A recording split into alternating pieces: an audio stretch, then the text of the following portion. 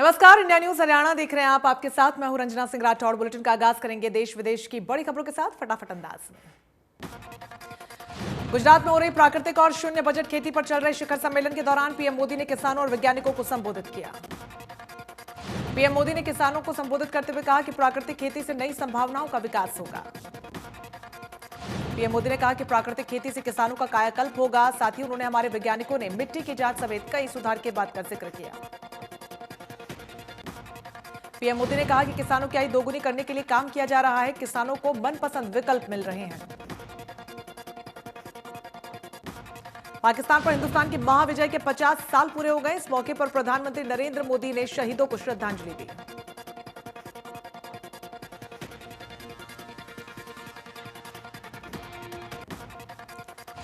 विजय दिवस पर प्रधानमंत्री नरेंद्र मोदी ने ट्वीट कर कहा कि वीरों के बलिदान को याद करता हूं। हमने साथ मिलकर दमनकारी ताकतों से लड़ाई लड़ी और उन्हें हराया।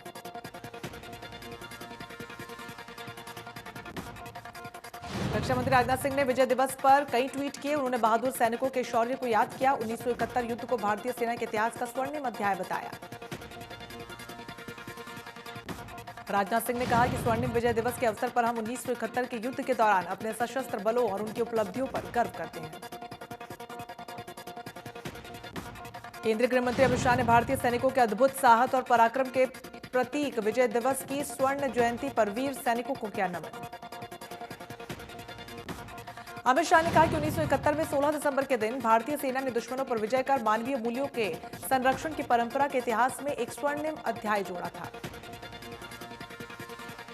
विजय दिवस पर केंद्रीय मंत्री पीयूष गोयल ने कहा, महाभारत पाकिस्तान पर ऐतिहासिक जीत के उपलक्ष्य में सभी देशवासियों को हार्दिक बधाई। मंत्री पीयूष गोयल ने भारतीय सेना के अद्वितीय पराक्रम और साहस को नमन किया और वीर सपूतों को स्मरण किया। झज्जर में जिला प्रशासन की तरफ से विजय दिवस पर शहीदों को नमन किया गया। डीसी ने शहीद स्मारक पर भारत पाकिस्तान युद्ध के वीर शहीदों को अर्पित किए पुष्प।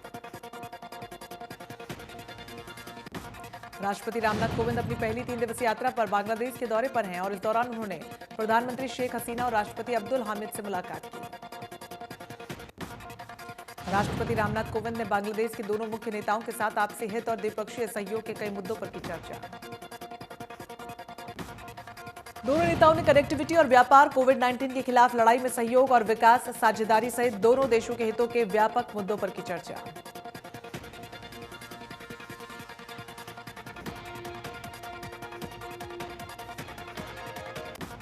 सीडीएस विपिन रावत के निधन के बाद फिर से पुरानी व्यवस्था को लागू कर दिया गया है। Army chief general MM Naravane को चीफ ऑफ स्टाफ कमेटी का अध्यक्ष नियुक्त किया गया है।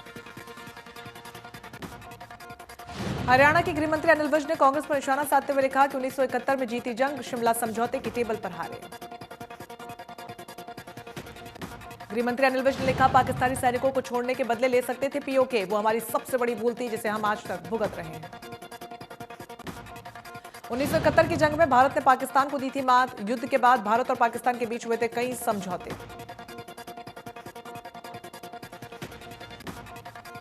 सार्वजनिक क्षेत्र के बैंकों के करीब 9 लाख कर्मचारी 16 और 17 दिसंबर तक हड़ताल पर। निजीकरण के विरोध में बैंक कर्मचारी कर रहे हैं हड़ताल।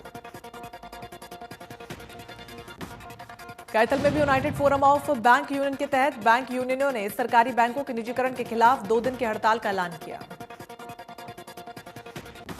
चरखी दादरी में बैंक कर्मचारियों ने रोष प्रदर्शन किया। साथ ही प्रशासन को अल्टीमेटम दिया, अगर मांगों को पूरा नहीं किया गया तो अनिश्चितकालीन का फैसला लिया जाएगा। राष्ट्रव्यापी हड़ताल में बैंक कर्मचारी शामिल हो गए हैं। यहां पर रोहतक में बैंकों के निजीकरण के खिलाफ बैंक कर्मचारी सड़कों पर उतर गए। केंद्र सरकार के बैंकों के निजीकरण के फैसले के विरोध में बैंक कर्मचारी हड़ताल पर। हालांकि प्राइवेट बैंकों में काम जारी रहेगा।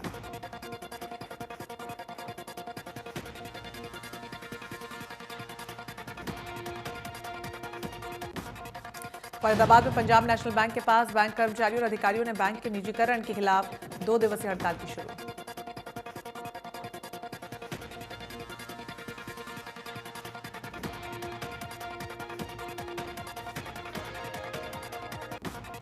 बैंकों के निजीकरण के विरोध में बैंक कर्मचारियों की 2 दिन की सांकेतिक हड़ताल। देश भर के करीब 10 लाख बैंक कर्मचारी 2 दिन की हड़ताल पर।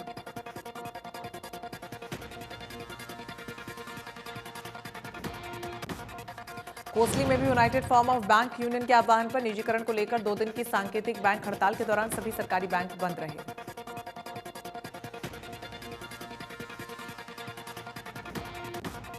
देश भर में सार्वजनिक क्षेत्रों के बैंकों के 9 लाख कर्मचारी हड़ताल पर। इस दौरान यमुनानगर में बैंकों के सामने कर्मचारियों ने इकट्ठे होकर केंद्र सरकार के खिलाफ की नारेबाजी।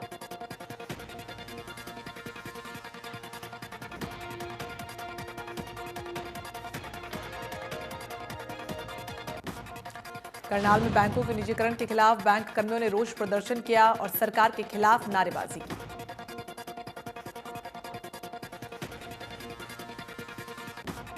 चरखी दादरी के गांव कादमा निवासी 104 वर्षीय रामबाई ने पिछले दिनों राष्ट्रीय स्तर की एथलेटिक्स प्रतियोगिता में अपनी 3 पीढ़ियों के साथ गोल्ड जीतकर रिकॉर्ड बनाया।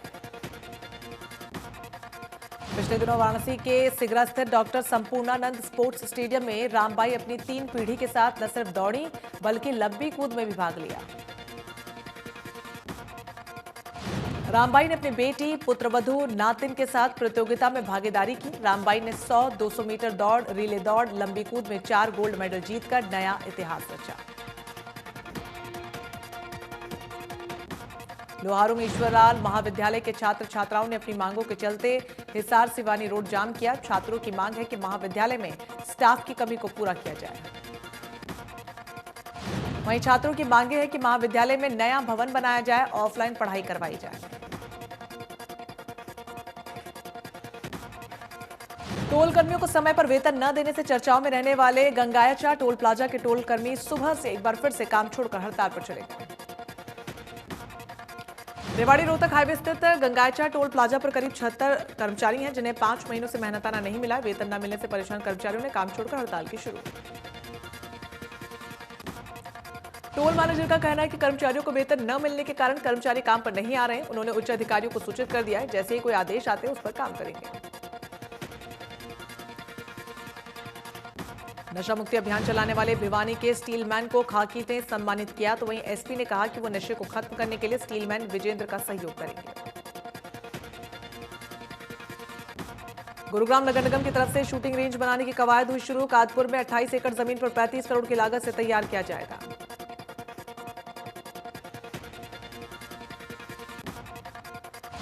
आगजनी की घटना के पीड़ित परिवारों की जिला प्रशासन हर संभव मदद करेगा। उनके रहने और खाने के पुख्ता इंतजाम के साथ उनकी झुग्गियों को बनाने में भी की जाएगी मदद। उपायुक्त शक्ति सिंह ने कहा कि एसडीएम सलोनी शर्मा ने सभी रोहिंग्या पीड़ित परिवारों को तकरीबन 15 दिनों का सूखा राशन और हाइजीन किट गुरुवार को वितरित की। कृषि कानून वापस होने के बाद जेजेपी का विरोध लगातार जारी। फतेहाबाद पहुंचे अजय चौटाला और नैना चौटाला के कार्यक्रमों का वकीलों ने किया बहिष्कार। वकीलों का कहना था कि कृषि कानून को लेकर जेजेपी ने किसानों का साथ नहीं दिया, बल्कि कृषि कानूनों को किसानों के लिए फायदेमंद बताया जा रहा था।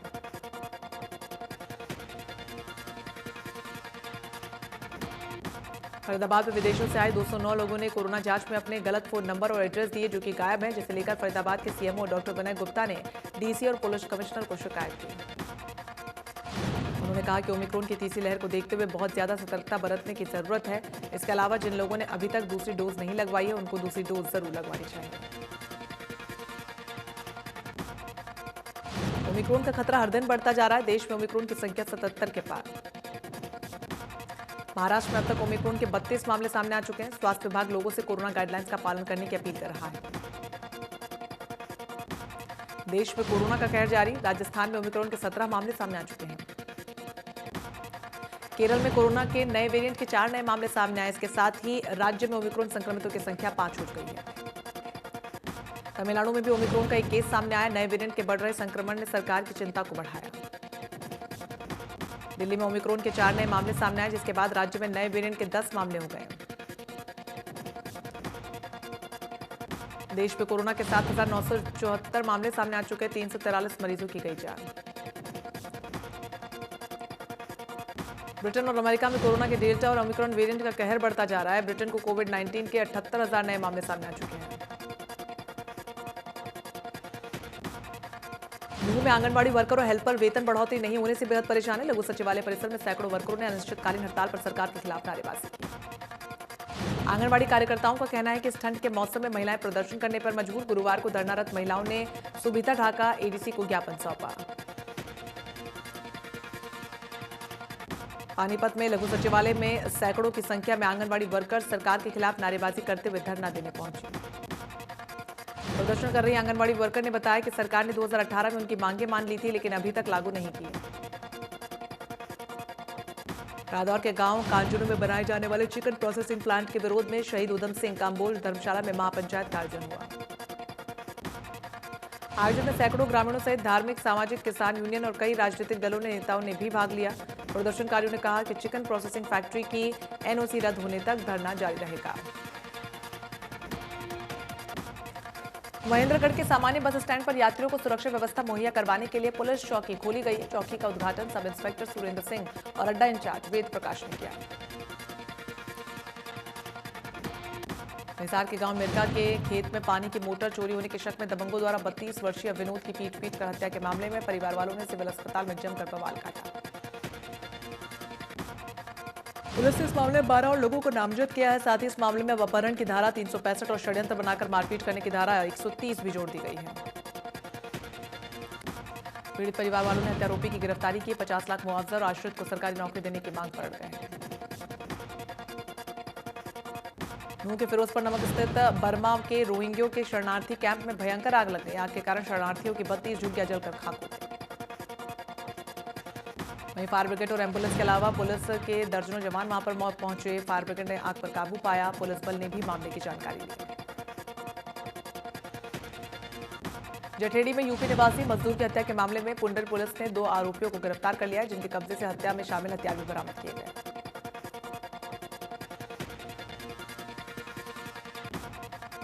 बल्लभगढ़ की राजीव कॉलोनी में पड़ोसी ने दूसरे पड़ोसी को चाकू मारकर जख्मी कर दिया, जिसका इलाज नजदीकी अस्पताल में चल रहा है। फिलहाल पुलिस ने मामला दर्ज कर लिया।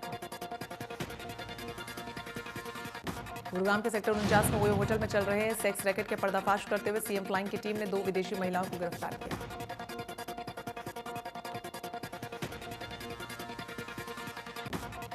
इस मामले में सीएम फ्लाइंग को शिकायत मिली थी कि गुरुग्राम के सेक्टर 49 में अवैध रूप से कुछ विदेशी युवतियां रह रही हैं।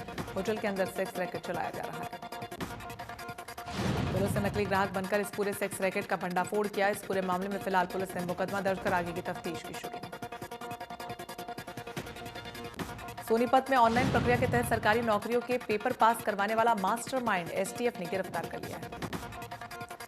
समालखा के मनाना में 2 दिन पहले लापता हुई 7 साल की बच्ची का शव झाड़ियों से बरामद हुआ है। फिलहाल पुलिस ने शव को पोस्टमार्टम के लिए अस्पताल भेजा और हत्या का मामला दर्ज कर लिया है।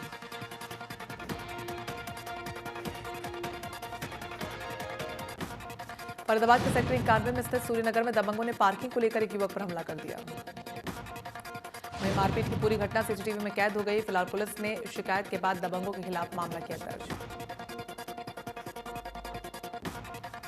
हिसार में 12 क्वार्टर चौकी से कुछ ही दूरी पर ई रिक्शा चालक ने प्रॉपर्टी डीलर की हत्या कर दी, जिसके बाद आरोपी मौके से फरार। मामले में पुलिस ने केस दर्ज कर लिया है। आरोपी की तलाश शुरू कर दी है। बता दें कि मृतक रविंद्र ढाका मूल रूप से अग्रोहा का रहने वाला था। पानीपत हाईटोन कंप्यूटर संचालक के दिनदहाड़े घर में घुसकर 2 गोलियां मारकर हत्या। पुरानी रंजिश के चलते आरोपी ने वारदात को दिया अंजाम। लोगों ने आरोपी को मौके पर दबोचा। वारदात में इस्तेमाल हथियार भी बरामद। घटना की सूचना पर पुलिस कप्तान ने मौके पर पहुंचकर लिया जायजा। पलवल के कुशलीपुर स्थित लघु सचिवालय से महज 100 मीटर की दूरी पर स्थित सीएनजी पंप पर एक युवक पर 4-5 युवकों ने हमला कर दिया। हमलावर पीड़ित युवक को मरा हुआ समझकर उसकी जेब में रखे 5,000 रुपए और सोने की चेन लूटकर मौके से फरार हो गए। पुलिस ने मामले में पीड़ित की शिकायत पर 4-5 अज्ञात युवकों के खिलाफ लूटपाट सहित विभिन्न धाराओं में मुकदमा किया दर्ज। कैथल पुलिस ने अंतर्राज्य पशु चोर गिरोह के 4 सदस्यों को गिरफ्तार किया, जिनके कब्जे से 3 भैंसों को बरामद किया गया। कोसली बीती शिव कॉलोनी में गुप्त जानकारी मिली आधार पर दिलीप नाम के एक व्यक्ति को गांजा बेचते हुए पुलिस ने रंगे हाथों किया गिरफ्तार। पकड़े गए व्यक्ति के पास से पुलिस ने 1 किलो 200 ग्राम गांजा पत्ती बरामद कर उसके खिलाफ एनडीपीएस एक्ट के तहत मामला किया दर्ज। सोना के देवीलाल स्टेडियम में घूमने आए युवक से 4 बदमाशों ने की मारपीट, नकदी और मोबाइल छीना। मामले में पुलिस ने 4 आरोपियों को गिरफ्तार। फिलहाल पुलिस ने मामला दर्ज कर कार्रवाई की शुरू। पंचकुला में पिंजौर कालका मेन रोड पर बाइक सवार 3 नकाबपोश ने दुकान बंद कर जा रहे ज्वेलर को गोली मारकर उसके हाथ से बैग और गले से सोने की चेन छीनकर भागे। घायल ज्वेलर गोली लगने के बाद खुद ही घटनास्थल से पुलिस थाने पहुंचा, जहां पर उसने पुलिस को मामले की जानकारी दी।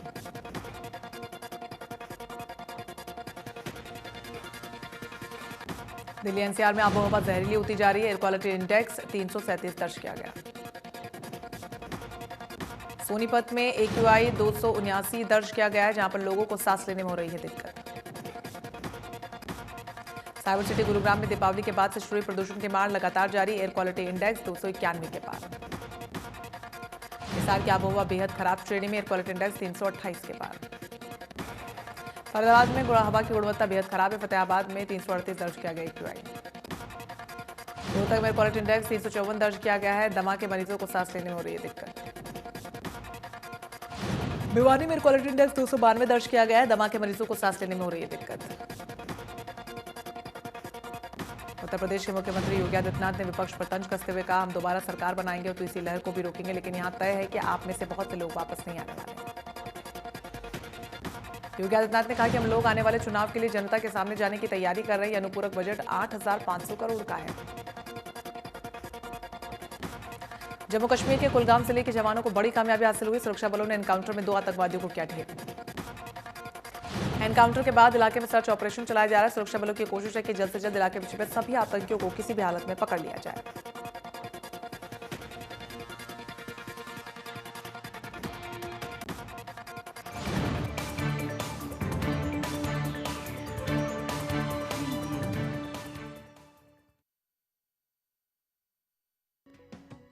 प्रेजेंटेड बाय 90 वर्षों से महिलाओं की नंबर 1 आयुर्वेदिक औषधि वेटॉनिक हेमपुष्पा। प्रधानमंत्री नरेंद्र मोदी ने गिनाए प्राकृतिक खेती के फायदे। कहा, छोटे किसानों को होगा सबसे ज्यादा लाभ। धरतीपुत्र की आय बढ़ाने के लिए उठाए कई कदम।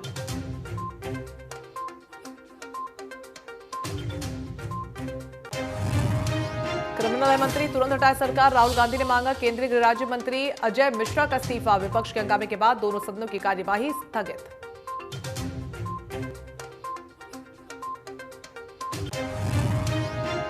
निजीकरण के विरोध में आज और कल बंद रहेंगे सरकारी बैंक। हड़ताल पर 9 लाख से ज्यादा कर्मचारी। हरियाणा में भी हड़ताल का असर।